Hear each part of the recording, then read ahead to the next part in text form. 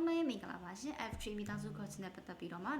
2025ခုနလပိုင်းတရက်နေ့နောက်ပိုင်းကနေစပြီးတော့မှစနစ်အသစ်ထွက်လာဖို့ရှိရဲဒီစနစ်အသစ်မှာဆိုရင်မိသားစုခေါ်ဖို့ပို့ပြီးတော့မှခက်ခဲသွားနိုင်ခြင်းရှိအကြောင်းအရာတွေပါဝင်နေပေါ့နော်ဒီရဲ့ထုတ်ပြန်ချက်ထွက်လာတဲ့အတွက်ကြောင့်မို့ထုတ်ပြန်ချက်နဲ့ပတ်သက်ပြီးရှင်းပြပေးပါမယ်အရင်ဦးဆုံးခုကျမတို့လက်ရှိရှောက်နေစေတမတ်ချက်ပေါ့နော်ဒီရှောက်နေစေတမတ်ချက်ဆိုရင် Shomani တိန်နေရရှိနေပြီးတော့မှကိုရီးယားစာအမှတ် level 2အိမ်စာချုပ်မဟုတ်ရင်တထည့်ရနေဒီကြီးစုစားကြေကိုပေးထားတယ်ဆိုရင်ပေါ့အဆောင်၅ပေးတာကြောင့်တစ်စားကြေရှိမယ်ဆိုရင်ရှောက်နိုင်တယ်အဲ့ဒါဆိုရင်ဒီနောက်ပိုင်းစနစ်တစ်ကဘယ်လိုပြောင်းလဲသွားမလဲဆိုတဲ့အကြောင်းဆက်ကြည့်ရအောင်နော်ဒီစနစ်တစ်ပြောင်းလာနဲ့ပတ်သက်ပြီးတော့ပေါ့နော်ဒီရဲ့ခိုင်ကိုရီးယားမှာအစိုးရအနေတင်ထားတဲ့စာဆောင်ဖြစ်ပါတယ်ကိုကြီးအမျိုးသမီးနဲ့ဆက်ရှင်ယောက်ကလေးပါဝင်တဲ့အရာကိုမိသားစုအနေနဲ့တတ်မှတ်တယ်ပေါ့နော်ပုံမှန်အပိတ်ခေါ်ယူမယ်ဆိုရင်ကတော့များတော့အဖြစ်12လပေါ့နော်12လအထက်တစ်နှစ်ကျော်ခေါ်ယူတာများပါတယ်တွက်ဒီညာပါပေါ့နော်12လအထက်ခေါ်ယူမလားမဟုတ်ရင်တစ်နှစ်အောက်ခေါ်ယူမလားဆိုရင်လည်းပတ်သက်ပြီးတော့မှအချက်နှစ်ချက်အနေနဲ့တွက်ပေးထားတယ်လူကြီးအရာတွက်လိုက်တွေ့ပြောင်းလဲသွားတယ်ဒီရဲ့ဝင်ငွေအခြေအနေလည်းရှိရပေါ့နော်ဒီဝင်ငွေမှာဆိုရင်ရှေ့နှစ်ရဲ့ဝင်ငွေပေါ့နော်ရှေ့နှစ်ရဲ့ကိုရဲ့ဆိုတိကြည်ညောင်းဆောင်မှာသိန်း230ကျော်ရှိရဆိုရင်လူ2ယောက်ခေါ်ယူနိုင်တယ်သိန်း300ကျော်ရှိရဆိုရင်3ယောက်ခေါ်ယူနိုင်တယ်သိန်း360ကျော်ရှိရဆိုရင်4ယောက်ခေါ်ယူနိုင်တယ်ဆိုတဲ့အကြောင်းအရာဖြစ်ပါတယ်စနစ်တစ်မှာပေါ့နော်နီလာမျိုးရှိရခဏပြောခဲ့တဲ့အတိုင်းစနစ်တက်တန်းတစ်နှစ်ထက်ခေါ်ယူမလားတက်တန်းတစ်နှစ်အောက်ခေါ်ယူမလားဆိုတဲ့ပတ်သက်ပြီးတော့မှအရင်ဦးဆုံးတက်တန်းတစ်နှစ်အထက်ခေါ်ယူတဲ့ပတ်သက်ပြီးတော့ပြပြပါမယ်ခဏရှင်းပြခဲ့တဲ့အတိုင်းဒီညမှာဆိုရင်2ယောက်စာဆိုရင်ဒီနေရာမှာ2ယောက်ခေါ်ယူမယ်ဆိုရင်330ကျော်ရှိရမယ်3ယောက်ခေါ်ယူမယ်ဆိုရင်300ကျော်ရှိရမယ်4ယောက်ခေါ်ယူမယ်ဆိုရင်360ကျော်ရှိရမယ်ပေါ့နော်ဒီနေရာမှာပေါ့နော်တမတ်ဝင်ငွေပြပြနိုင်တယ်ဆိုရင်ဒီရဲ့တမတ်ဝင်ငွေ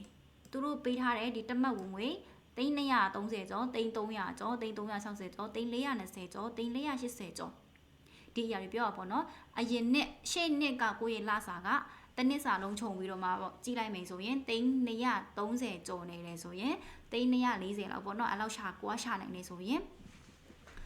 မိသားစု2ယောက်ခေါ်တဲ့နေရာမှာပြဿနာမရှိဘူးတခါလဲခေါ်လို့ရတယ်3ယောက်ခေါ်ခြင်းနေဆိုရင်ကိုအရင်နှစ်ကရှာထားတဲ့ပတ်စံက300ကျော်ရပါမယ်တကယ်လို့များကိုရဲ့အရင်နှစ်ကပတ်စံရှာထားတဲ့ဒီဆိုတိတ်ကြည်မျိုးဆိုမှ300မပြည့်နေဘူး380လောက်ပဲရှိနေတယ်ဆိုရင်တကယ်လို့300ကျော်ရဲ့10%ခိုင်နှုန်းဆိုရင်330ကျော်ပေါ့နော်ဒီ300ကျော်မှာ330ကျော်နှုတ်လိုက်တယ်ဆိုရင်390ကျော်ထွက်လာတယ်ဒီ390လောက်ပဲရှာနိုင်တယ်ဆိုရင်တောင်မှမိသားစုခေါ်ယူလို့ရတယ်3ယောက်အထိ3ယောက်ထိခေါ်ယူလို့ရတယ်ပေါ့နော်အဲ့ဒါဆိုရင်ဒီ3ယောက်ထိခေါ်ယူလို့အရင်ဦးဆုံးကခေါ်ယူလို့ရနေပြီဆိုမဲ့ဒီအခြေအနေမှာဆိုရင်ပိုင်ဆိုင်မှုကိုပြသပေးရတယ်ဒီပိုင်ဆိုင်မှုကဘယ်လောက်ပြသပေးရမလဲဆိုတဲ့ပုံမှာဆိုရင်ဒီဖယ်လိုက်တဲ့330ကျော်ပေါ့နော်ဒီ330ကျော်ရဲ့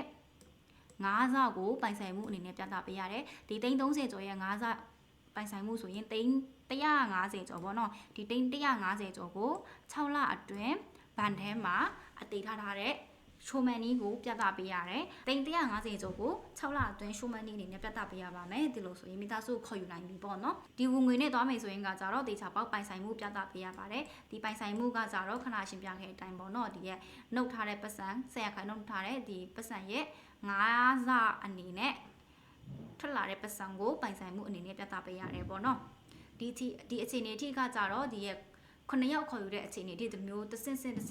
တက်တော်လို့ရတယ်ပေါ့နော်တက်ယူလို့ရပြီးတော့မှ1ယောက်တက်ခေါ်ယူခြင်းတဲ့အနေထားမှာဆိုရင်ကတော့1ယောက်ကို55သိန်းစီထပ်ပေါင်းပြီးတော့မှခေါ်ယူလို့ရပါတယ်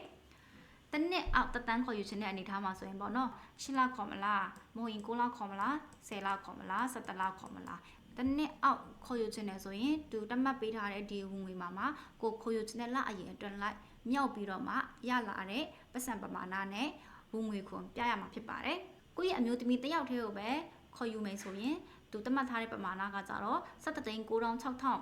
ခုနှစ်ချက်ပေါ့နော်ခုနှစ်ချက်ရှိရမှာကိုက10လပဲခေါ်မယ်ကိုယ့်ရဲ့အမျိုးသမီးကိုဒီ10လပဲခဏခေါ်ယူထားမယ်ဆိုရင်ဒီလအရေအတွက်ပေါ့နော်10နဲ့မြောက်လိုက်မယ်ဆိုရင်95,6,856ဝန်ရှိပေါ့နော်အရင်ရှေ့နှစ်ကကိုရှာထားတဲ့ပတ်စံကဒီ95သိန်းအထက်ရှိနေတယ်ဆိုရင်ကိုယ့်ရဲ့အမျိုးသမီးကိုခေါ်ယူလို့ရတယ်နှစ်ယောက်ခေါ်ယူမယ်ဆိုရင်19သိန်း96,329ပေါ့နော်အလားရတော့6လောက်ခေါ်ယူမယ်ဆိုရင်6နဲ့မြောက်မှာထွက်လာတဲ့ဒီပမာဏပေါ့နော်ဒီပမာဏအရင်အတွက်အလိုက်ကိုယ့်ရဲ့အရင်ရှေ့နှစ်ကပတ်စံအလောက်မီရဆိုရင်မိသားစုကိုခေါ်ယူလို့ရပါတယ်ဒါကကြတော့တစ်နှစ်အောက်တန်းခေါ်ယူခြင်းနဲ့တူတဲ့အတွက် ဒီရဲ့ဝင်ငွေတက်ပုံဖြစ်ပါတယ်အတိကတင်သွင်းရမယ့်စာရေးစာတမ်းနဲ့ပါရှိလဲဝင်ငွေခွန်ဆောင်ရွက်ပေါ့နော်ခဏပြောခဲ့အတိုင်းဝင်ငွေခွန်ပြည့်တဲ့သူတွေဆိုရင်ကတော့ရှိုးမန်းနည်းပြစရာမလိုဘူးဝင်ငွေခွန်ဆိုတာဘာပြောဆိုသိတိချင်းအောင်ဆောင်ပေါ့နော်2025ဒီ9လပိုင်းနောက်ပိုင်းမှာရှောက်မဲ့သူတွေဆိုရင်ကကြတော့2024ရဲ့သိတိချင်းအောင်ဆောင်အဲ့ဒါကိုပြသရမယ်မှတ်ထားတဲ့ဝင်ငွေကြီးကြော်နေတယ်ဆိုရင်ဒီရှိုးမန်းနည်းပြစရာမလိုဘူးဝင်ငွေတတ်မှတ်ချက်မပြည့်သူဆိုရင်ကကြတော့ရှိုးမန်းနည်းအနေနဲ့ပြပြီးတော့မှထပ်ပေါင်းအနေနဲ့ရှောက်လို့ရတယ်အလုပ်စာချုပ်ရှိရမယ်အင်စာချုပ်ရှိရမယ် topic level 2ရှိရမယ်ပေါ့နော်အင်စာချုပ်မရှိတဲ့သူဆိုရင်ကိုယ့်ရဲ့တထေးကနေကိုယ့်ကိုအဆောင်ငါးထားပေးကြောင်းအဆောင်ပေးမဲ့အကြောင်းပေါ့နော်ဒီစာချုပ်ရှိရမှာဖြစ်ပါတယ်ဒီစနစ်တက်က9လပိုင်းတရက်နေ့နောက်ပိုင်းကနေစမှာစတင်လက်ခံမှာဖြစ်တဲ့ဗီဒီယိုကိုအဆုံးထိကြည့်ပေးတဲ့လည်းကျေးဇူးတင်ပါတယ်ဗီဇာနဲ့ပတ်သက်ပြီးပုံမှန် update ပေးတဲ့သတင်းတွေအတွက်ဗီဇာထုတ်ကို follow လုပ်ပေးခဲ့ပါနော်အားလုံးကျေးဇူးတင်ပါတယ်